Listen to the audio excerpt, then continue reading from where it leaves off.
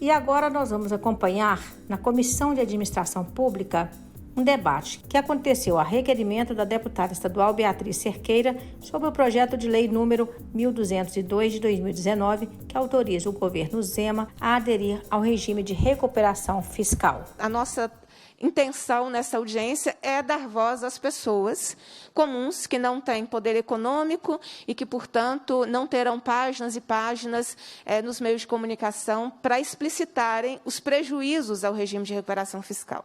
Então, eu quero agradecer todas as entidades que estiveram conosco.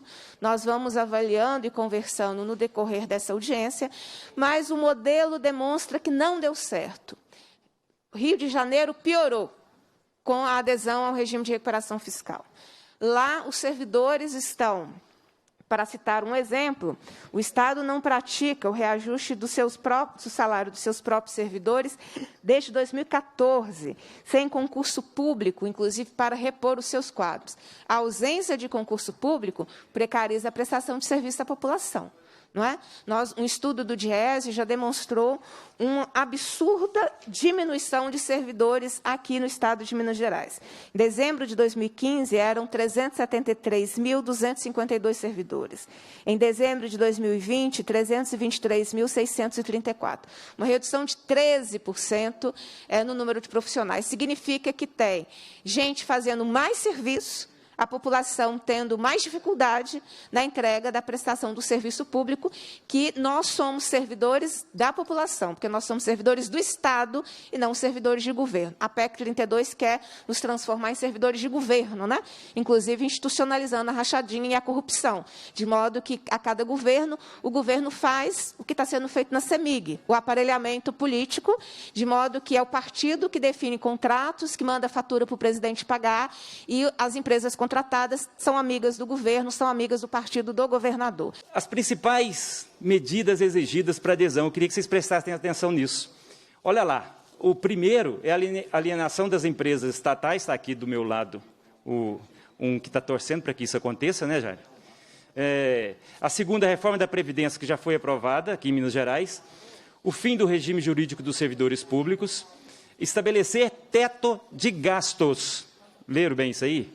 Estabelecer teto de gastos. Esse teto de gastos é o que aconteceu na Emenda Constitucional 95, que ficou conhecido como a PEC da morte. É proibir que se invista no pobre. É isso. E a instituição do regime de previdência complementar, que já foi aprovado nessa casa também. Aquilo ali são as condições para adesão, e elas são cumulativas. Nós temos que ter as despesas correntes superiores a 95. Eu estou mostrando isso porque depois eu vou explicar por que Minas não pode aderir. B, as despesas com pessoal superiores a 60% da receita corrente líquida e o valor das obrigações contratadas maior que a disponibilidade em caixa. Então, são essas três cumulativas. Chega a ser surreal eu ter que dizer aqui no Legislativo que o Legislativo tem que se proteger a si próprio, porque é isso que vai acontecer. Olha lá, o que acontece? O Ministério da Economia vai elaborar o plano de recuperação fiscal. Está no futuro, o verbo está certo. Isso vai acontecer no futuro, ninguém sabe o que é, ninguém sabe o que vai vir, ninguém sabe o que vai acontecer nesse plano de recuperação fiscal, nesse regime de recuperação fiscal. E como é que vai ficar? O controle fiscal do Estado ficará com o Conselho de Supervisão e a perda total da autonomia do Estado, gente. Porque como é que funciona? Olha lá, são três. Um é indicado pelo Ministério da Fazenda, o outro do TCU e o indicado pelo Estado. Nós vamos ter um indicado lá. Durante a vigência, olha que belezinha aquele primeiro lá. Está proibido. A concessão de qualquer reajuste, vantagem ou benefício. Está proibido. Está lá a capitulação no artigo 8. Então, não pode criar novos cargos, concursos ou outras despesas com pessoal que possam acarretar aumento de despesa com os servidores. As principais prerrogativas e obrigação para o Estado aderir. A suspensão e diferimento do pagamento. Essa suspensão, o que acontece? Não quer dizer que a dívida vai ser perdoada, não.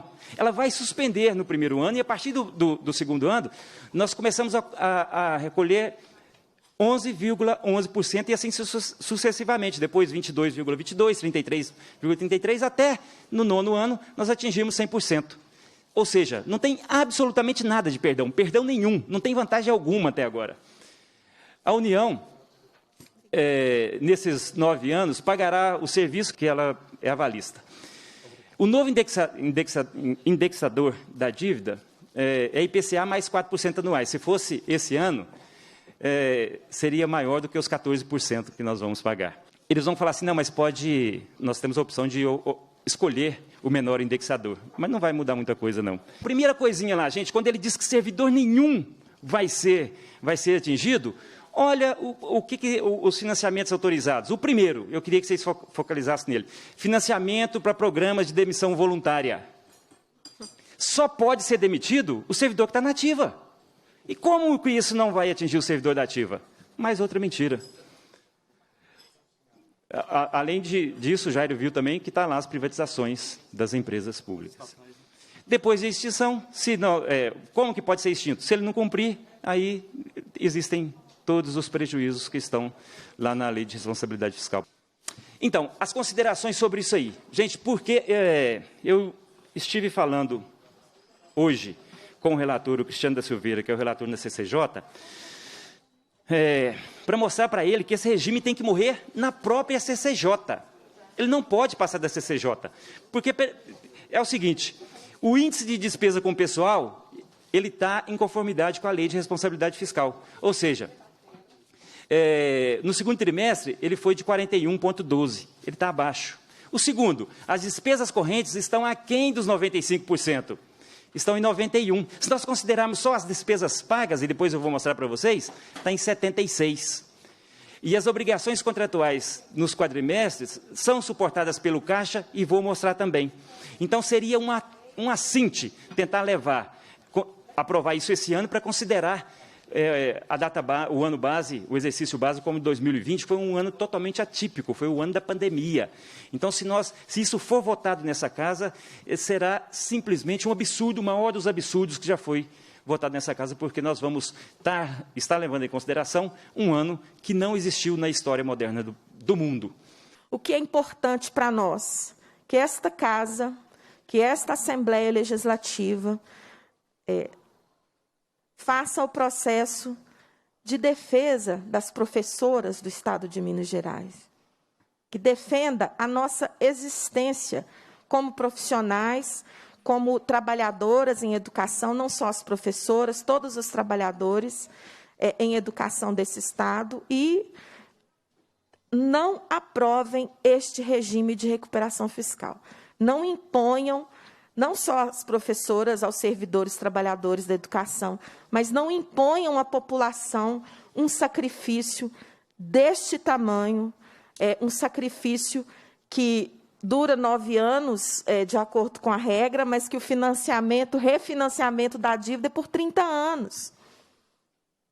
Então, não imponham este sacrifício para nós e para as futuras gerações desse Estado.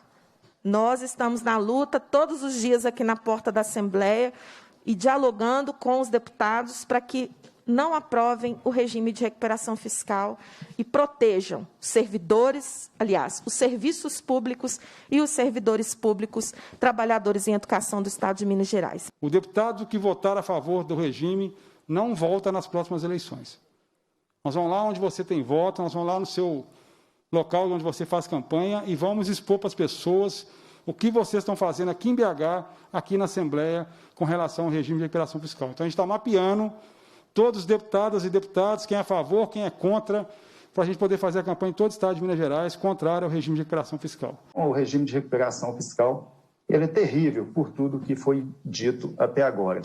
E dentro do combate às fake news, né, sobre essa adesão de que Minas, se não pagar, se não aderir ao regime, terá que pagar a sua dívida bilionária para a União de uma vez só, inviabilizando o Estado, mas que se Minas aderir, é possível conceder, inclusive, reposição salarial para os servidores, né?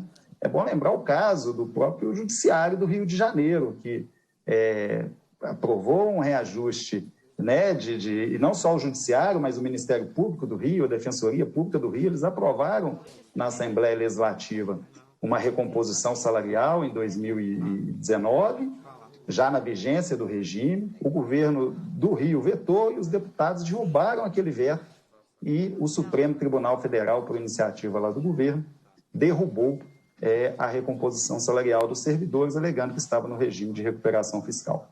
Então, é muito complicado, né, essa afirmação do governo do Estado, ela não é verdadeira, e todos nós, servidores públicos, civis e militares, devemos ficar atentos a esse tipo de manobra do governo na tentativa de desmobilizar todas as categorias que lutam bravamente contra a adesão ao regime de recuperação fiscal. E o governador Zema, o que ele mais passa para a sociedade é fake, são informações falsas.